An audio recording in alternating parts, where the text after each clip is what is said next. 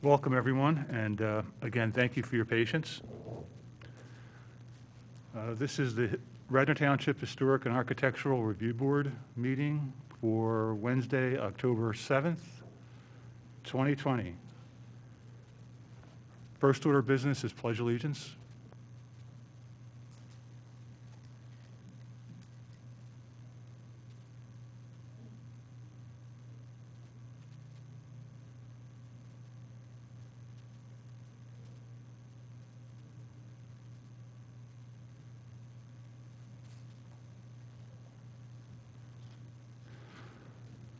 Okay, new business.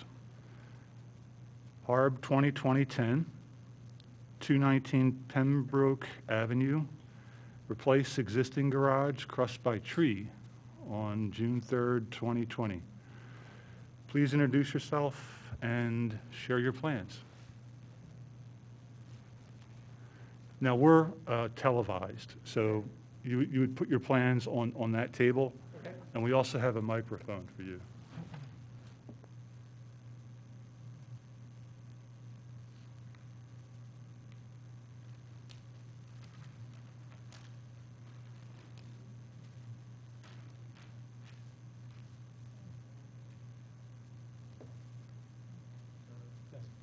Okay.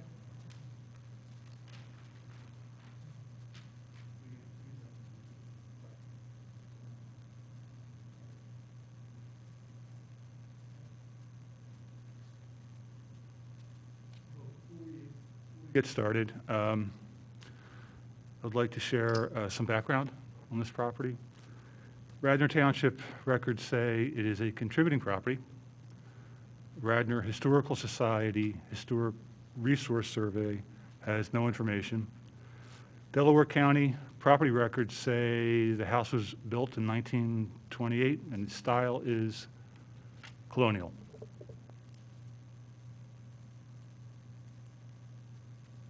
My name is John Davey. I am the designer for the homeowner, Ben and Megan Johnson at 219 Pembroke Avenue. What we're looking to do is replace the Johnson's two-car garage that, like you had said, was crushed in one of the storms in early June. So what we're looking to do is simple two-car garage, keeping in the same theme architecturally as the house. Using the same materials, same stone that's on the house, using the same shingle, same siding that's on the house, so that everything flows continuous with the existing architecture of the house is.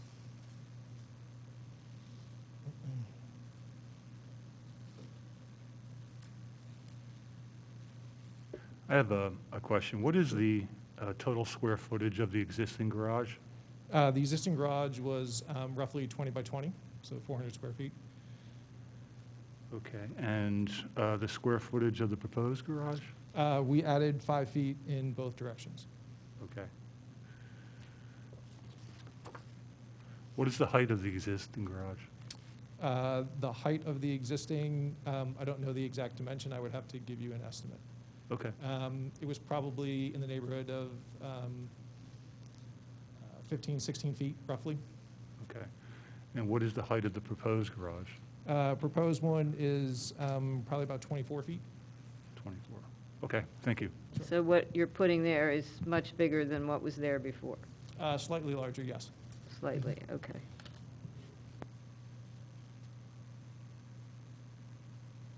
Well, I tried to see if this property had an outbuilding around the time it was built, but I couldn't pinpoint it on maps. Any outbuilding or garage that was back there when it was originally built, I couldn't pinpoint it on any maps, so. In the area, definitely, but this one.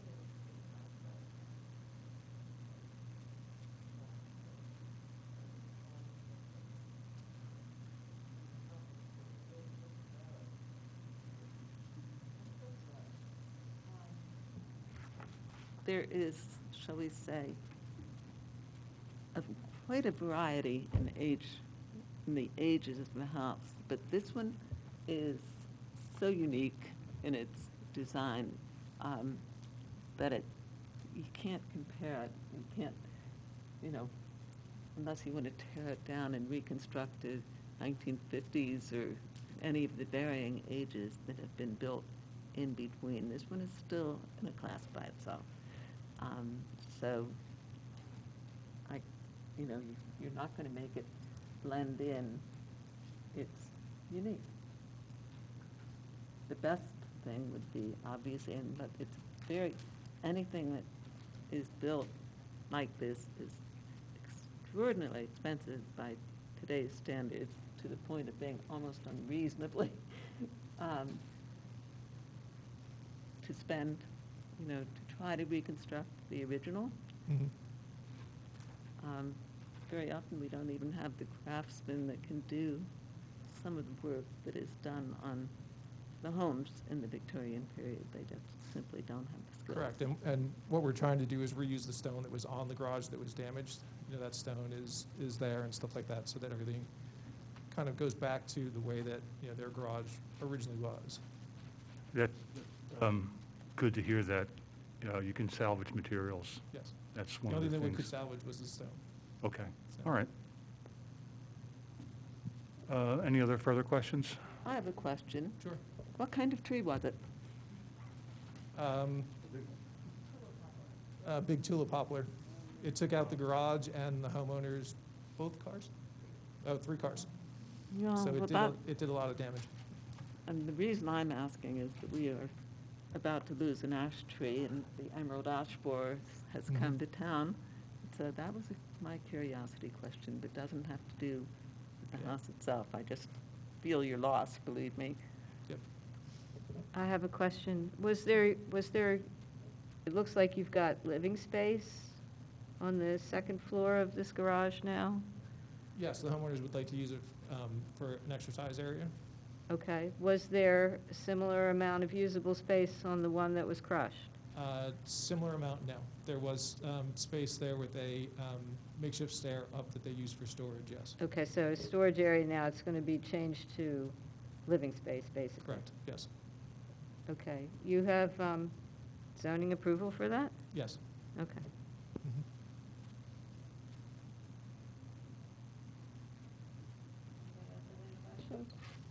All right, I would like to make a motion that we recommend a certificate of appropriateness. I want to applaud you for being willing to continue with the design of the house and make it look like it was part of the original. Thank you. Okay, we have a motion for certificate of appropriateness. The motion was seconded. I also say yay. The motion carries. The board recommends a certificate of appropriateness. Thank you. Congratulations, and thank you Thank you. for presenting to us today and your patience. Sure.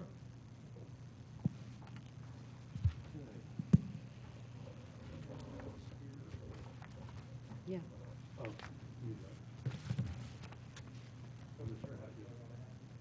Thank you. Sure, thank you.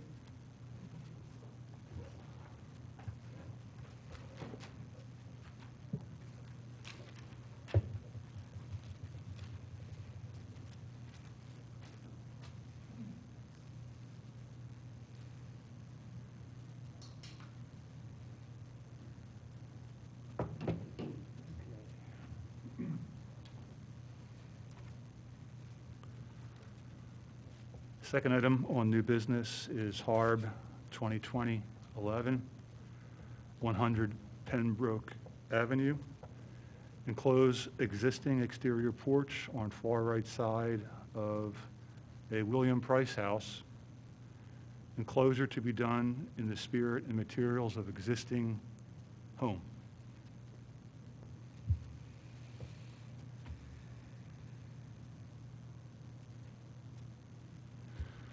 And before we begin, I'd like to give some background on this property.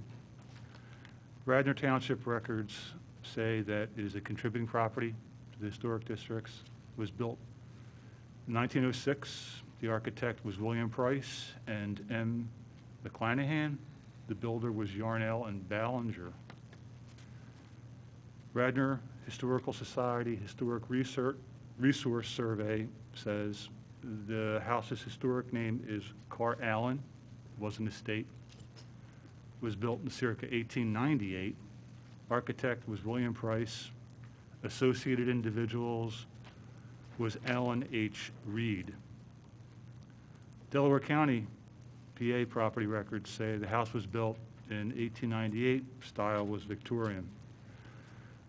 Just one quick follow-up on a historic figure here. The house was built for Alan H. Reed, and he was the son of Jacob Reed, founder of Jacob Reed's Sons, a noted Philadelphia clothing merchant. Jacob Reed's Sons operated in Philadelphia from 1824 to 1983, 159 years in business. Jacob Reed's Sons' last location was 1424 Chestnut Street in Philadelphia, PA. The building was designed by William Price and was built in 1903 for the clothing retailer. It still stands today, and it is a location of a CVS store. Okay, please introduce yourself and share your plans, and here's the microphone. I use some hand sanitizer on it, and you can go on and off there.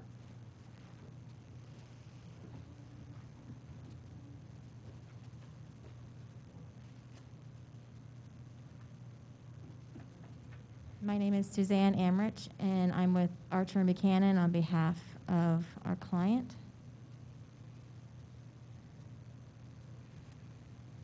And the proposal is to infill an existing exterior balcony over a porte cochere,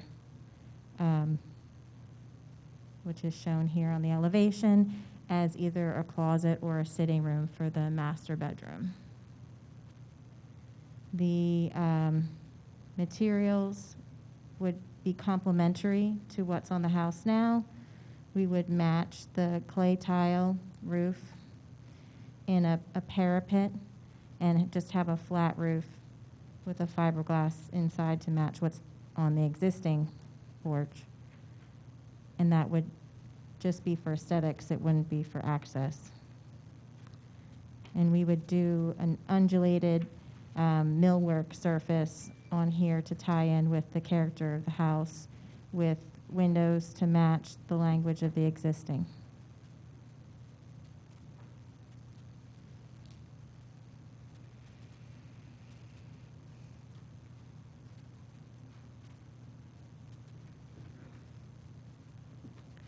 I have a question. It was a porte cochere, and it's not used as one anymore? That is I can't tell correct. from the picture. Okay, so it's what is it now? I can't tell from the photograph. It's neither. I mean, let me see. Here you go. The driveway does extend in there, so it would be possible to pull a vehicle in there, but it can't pull through, and the stairs come out. So right now, it's just a paved area under the. With that addition on top, would you be taking out any windows? No. Okay.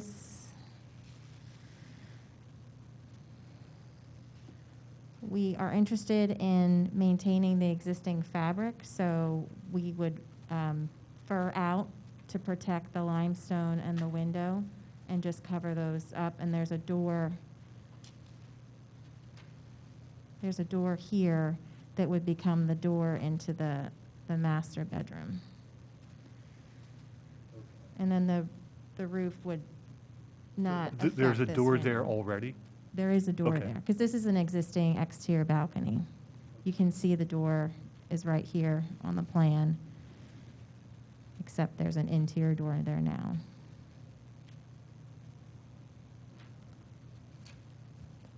I'd just like to also add that looking at historic pictures of this house, that porte-cochere was a distinct feature of that property. Several are on the website of the Radnor Historical Society. even some where that portion of the house is pretty prominent in the photograph.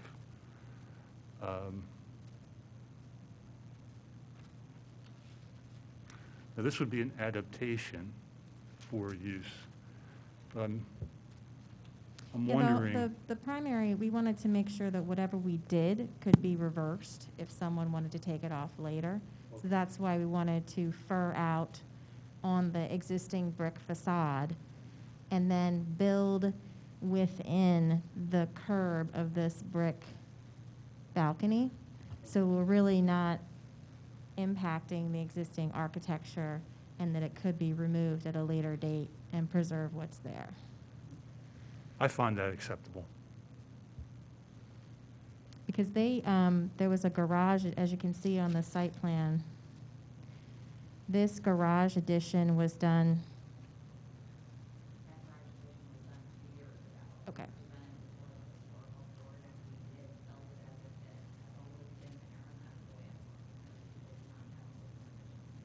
So now the primary vehicle traffic is really focused over here, not where the porte cochere used to be, or is.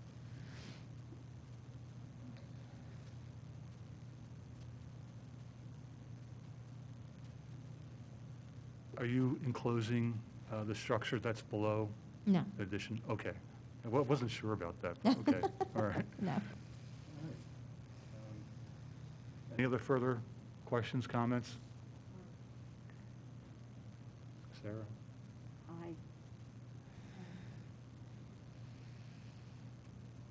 I don't love it.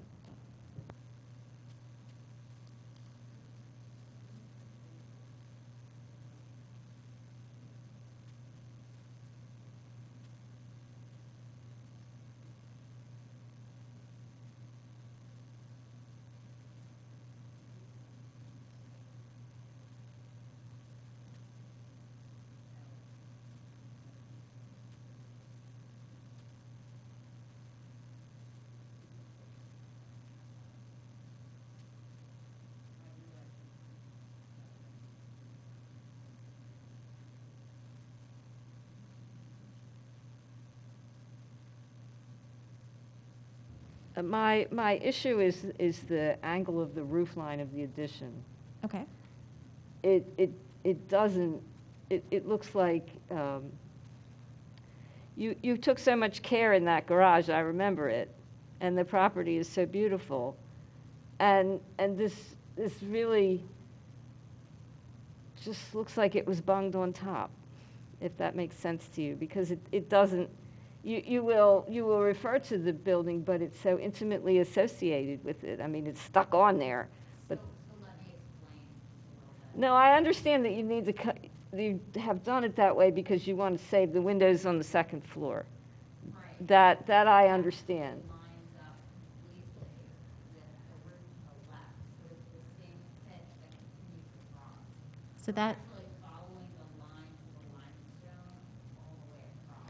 so this roof here, and it's difficult to see, but this is one pitch, and then it pitches a different, and then it flares out at the end. So there's actually 3 pitches to that roof, just as shown in this diagram. So we're carrying this roof line across with the brackets underneath, and we're mimicking it on this edge here as a parapet, and then doing the flat roof not to interfere with those 3 windows at the 3rd floor.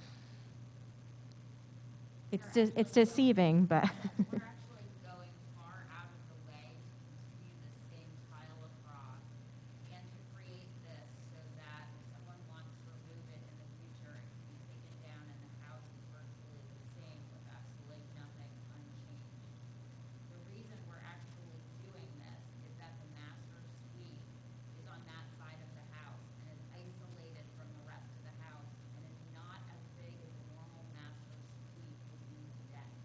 So there is not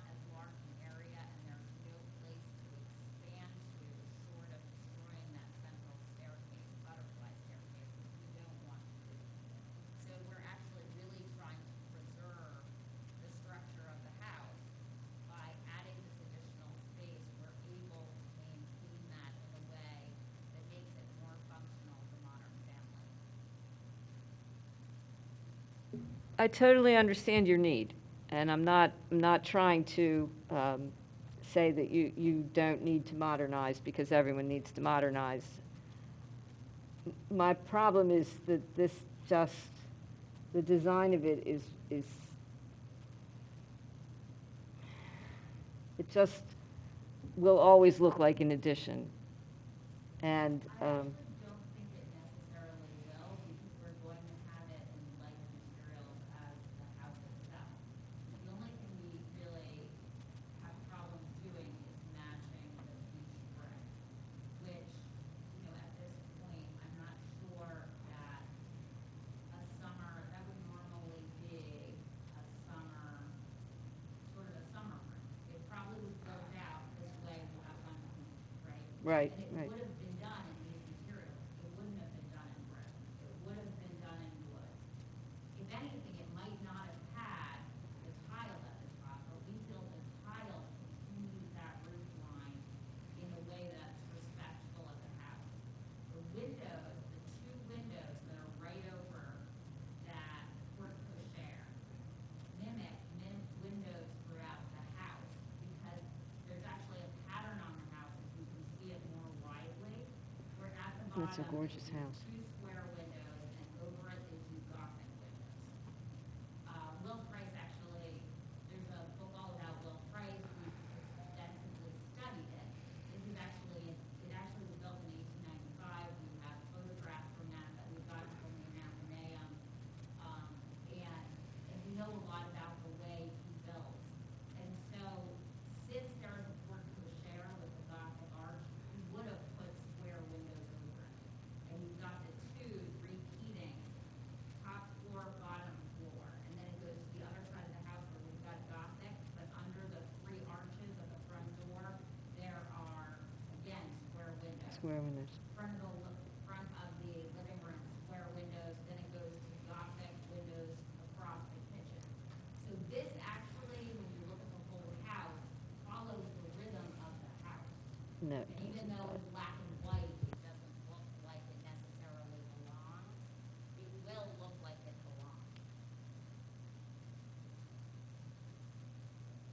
There's also a language of parapets on the property, and I think one of the internal discussions in the design process was, how do we make these kinds of changes to a house so that they are as sympathetic as possible? And in this case, we elected to go with a parapet design for our addition, because in fact, it's occupying right below it, the parapet addition. And as you go up, it becomes lighter and becomes more roomy. But the sequence of parapets all the way around the house, though, is not right. The image in the upper left there is the entry loggia, and that's the parapet there as well. So I think it's our best effort to mirror all these needs.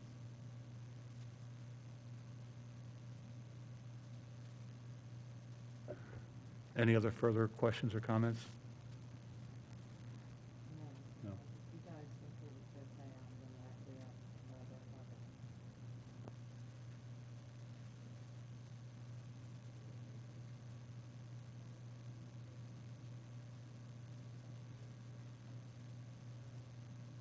Okay.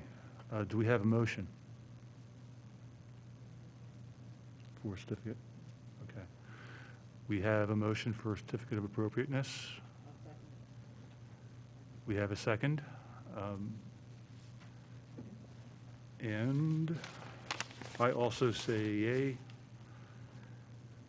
And the board recommends a certificate of appropriateness. Congratulations. Thank you. You've clearly done your You've really homework. made a solid argument on Yeah. keeping that main property prominent, even if there are changes in the future. Yeah. And someone wants to take out that addition. I applaud Yeah. your research, your willingness to do that research. It's a beautiful house. Thank you. We've enjoyed it.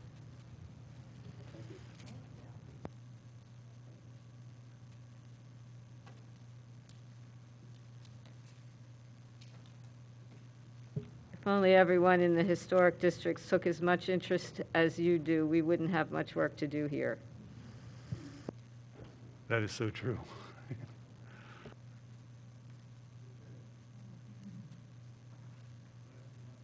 Last but not least, we have HARB 2020-12, 421 St. David's Road. Reconstruct second floor and attic, rear family room addition, front porch addition with bedroom above. And a little background on this property. Radnor Township records say it's a contributing property. Radnor Historical Society Historic Resource Survey says a non-contributing property. Delaware County, PA, property records say it was built in 1956.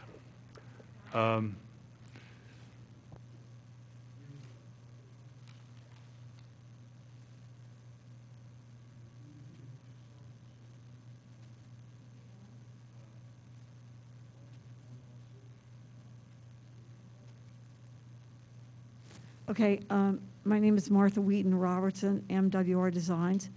I'm representing Brooke Lawrence and Michael M. Reed on this property. This house is a really 50s type house. It's doesn't have much curb appeal, and it's very small rooms inside. And they needed more bedrooms for family members visiting, and they wanted, they knew they had to do a historical look. The house right adjacent to it, P4, would be, I believe, this one, which is Tudoresque in design, mixed materials, stucco and siding, and then if you go right down the street, the corner of Midland and St. David's is the Strawbridge Mansion. I'm working on that, actually, myself. That's one of my projects. And we're doing the inside over. What? Oh, no, we didn't change the outside. We just refurbished it. And we're changing the inside, but not the outside. So then, if you go around the corner, across from St. David, from their house, you can't see it behind the trees, it's very hard to describe it. There are some dormers in it. It's basically a gable roof with dormers. Then this is the same house with southwest view across the street. Then down the road is this house, which is kind of colonial but a little Tudoresque. Then right around the corner on Midland are these houses, a whole series of these that are, I can't remember the name of the architect, a very famous architect did these. There's several of them with the big roofs, and they combine gambrel roofs and gable roofs. So we needed a lot of space and a master bedroom in the front, not the rear. Let me pull the other picture. Here's another one. It's an example of that design. And challenge was to be able to use the existing foundation of this house and make it look like it was an old Wayne house and not a house built in the 50s. So I came up with I have done a lot of these historic houses, so I kind of have a vocabulary in the vernacular. And we have a master suite with a really unusual window pattern that you would have found in these old houses, and a bay window. And we have a foyer that's kind of two-story, a little bit in the beginning when you walk in, and then there's a grand staircase that goes up, and these are high windows in that. We also have a full attic because the main part of the house is a gambrel design, and then we're adding to it gable on the front, gable on the rear. We're breaking up the gable in the rear with shed dormers for that, which was done back then a lot. The window styles were I don't know how much it's going to cost, but these are custom grids. They're going to be simulated divide light. You'll notice I'm doing trim wide headpieces that we would have found in historic houses, jam and sill trim, typical. Then the new portion here, trying to keep it historic, but of course they didn't have triple patio doors back then. That's the back of the house, right? Right. So, but the side views are all like a double gable window. This is a full 2 bedrooms and a bath on the 3rd floor, so it's all usable. In the front, we have a feature window, which you would have found in a lot of these Victorian houses. Dormer with a curved roof. I have little feature windows which don't go anywhere, but they were something you would have found in a historic house of this time. Then the porch, these are actually existing windows. They're cottage style, but I'm doing a special design in these windows that I saw in a house where was it? I saw this in 2 houses down in Chestertown, Maryland. Same vintage, same era. So that idea came up to me. And then we're doing a typical mission grid, double hungs through the rest of the house. The gables, are we obligated to put in? We can. I'm doing false rafter tails. Okay, okay. On the front, I don't know if we'll carry it on the rear. Okay, got it. Okay. And I believe this house, you really can't see the back. No, you can't. No, no. So we don't really need to comment on the Right. back, we don't even need to present. Okay, okay. Although, thank you, this is very. Okay, so the other side,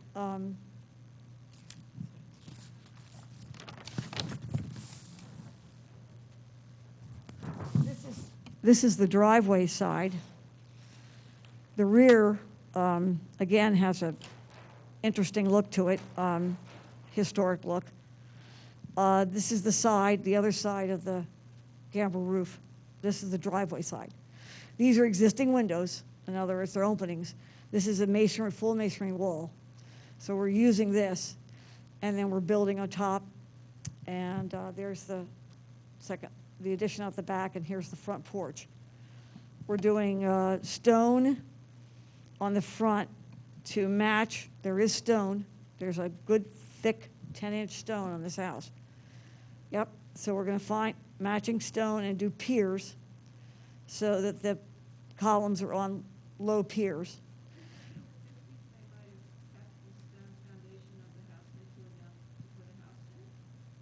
Good question. I don't know. I mean, I would take your opinion, it's very unusual for a house in the 50s to have such substantial stone foundation. But here's the other thing. That stone that's on this house is more square cut. It's not random field stone. So I'm not sure that they reused something from back then, but it's possible. It's possible. I'm thinking that the house was probably built just by itself in the mid-1950s on Well, no, there's vacant ground. its neighbor, this is interesting, because here's their house. Where's their neighbor's house? There's their neighbor's house. So whoever they built 2 houses almost identical. Same vintage, the neighbor's house is the same age. Now, this is an old house here. That's 2 houses down. And it's a hill, it's on a hill. So this property, I have a feeling, could have been part of the property of the adjacent house, this house. That's kind of what I'm thinking. Back in the day, they all had bigger lots. Right, exactly, and they subdivided all the lots. So again, on this side, we have trim that would be typical of the houses of this era. I am cantilevering a 2nd floor to an extent with support brackets to buy a little more space up on the 2nd floor. But that's something that would have been done a lot in these old houses. We have nice overhangs on all our gables. And they are reusing the rear, reusing one door that they have, they're gonna reuse it. So, the materials, we're doing mixed clapboard siding and shake siding. Then there's existing stucco, and then, of course, the existing stone. So we have three different, we're mixing materials, which they would have done back then.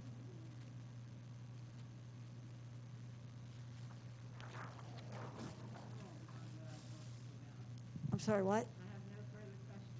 Do you have questions? No? Obviously, I'd like to make a comment that this design is really going to contribute to the rhythm and flow with those older houses there in that immediate neighborhood. Oh, okay, yeah, that's what I, Extensive renovation and design. I think it's beautiful, oh, thank you. lovely. Thank you, thank you I very would much. like to make a motion to enthusiastically recommend a certificate of appropriateness. Is there a second? It's possible to, I think you've undertaken a very ambitious project, to say the least. You've done what appears to be a good job with it, and if the materials and everything turn out from the street to look good, then I think you'll be golden. We have had a couple of instances in the township. There's an old saying, you can't turn a sow's ear into a silk purse. However, it is possible to turn a sow's ear into a larger sow's ear, which is what some people have done. And I'm so glad your owners aren't here, because I do not in any way refer to that property as a sow's ear. It's common. I mean, it's a common design. Right. And I can hardly blame them for wanting to feel more part of the I know, right. neighborhood Right. architecturally. Right. So I think you've had your second already, but Okay, we have a motion for a certificate of appropriateness. An enthusiastic motion. An Oh, enthusiastic thank you, appreciate motion. The enthusiastic motion was seconded enthusiastically too, I think. All right, I also say yay enthusiastically. The motion carries. The board recommends a certificate of appropriateness. Congratulations, and again, what a job well done. Oh, Wow. thank you, thank you. That's good. You don't get enthusiasm from us. Well, I'm now 8 for 8 here. Well, because you talk to us in the language that we understand, and that you take good care to make sure that what we do fits. Right, well, I live in Lancaster County, so most of my work is here, just because I started with a builder here. And then I also do work in Maryland, on the Eastern Shore, and I do work in Virginia. But, you know, No, this is gonna be if they go through with your design, now. well, we're getting prices, and with the cost of lumber, You might come back to us with something. yeah, with the price of lumber, it's getting, when we started with this last year, lumber wasn't what it is now. No, well, they've had a lot of hurricanes and things. where Yep. 50% wood on the fences. Okay, Yeah, if they go through with this, it's really gonna be very special, well, but. let's keep our fingers crossed. No, I mean, we approve this design, absolutely. Okay, thank you. Thank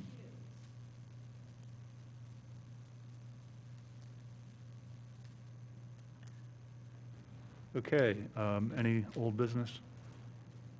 Now it's time to go turn on the debate. Okay, I'm going to make another pitch here again for our board. Here we go. We have 2 current vacancies on our board, and we may have a couple others coming up in the near future. So here's my pitch again. I want you for the Radnor Township Harb. Perhaps you are an architect, a builder, or a realtor, or have read voraciously on the history of Radnor Township and/or the Delaware Valley area, enjoy visiting historic sites in Radnor Township and beyond. If you have an appreciation of subtlety in the built environment, or subtlety in general, appreciate beauty in the built environment, have an eye for functionality in the built environment, can bear detail, have an ability to endure the noise of conflicting interests to get to the important, most immediate, positive, impactful points in debate. Have an ability to mediate between two opposing parties for a win-win outcome.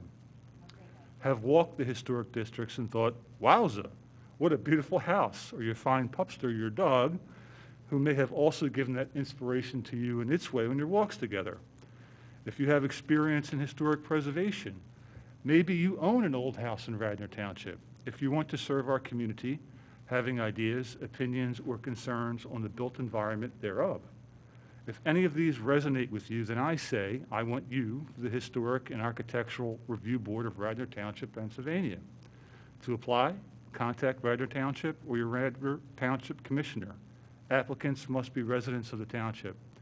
I'm Bob Modesco, Chair of the Historic and Architectural Review Board, Radnor Township, PA. Thank you. Okay, onward, public participation. Oh, step up, everybody. I would like to make a motion to adjourn. Okay, we have a motion to adjourn, and it's seconded. And before we adjourn, I'd just like to say that the next meeting of the HARB is scheduled for Wednesday, November 4th, 2020, at 6:30 p.m. Applications for the November 4th meeting must be submitted on or before October 20th, 2020. Have a good evening, everyone, and thank you for joining us.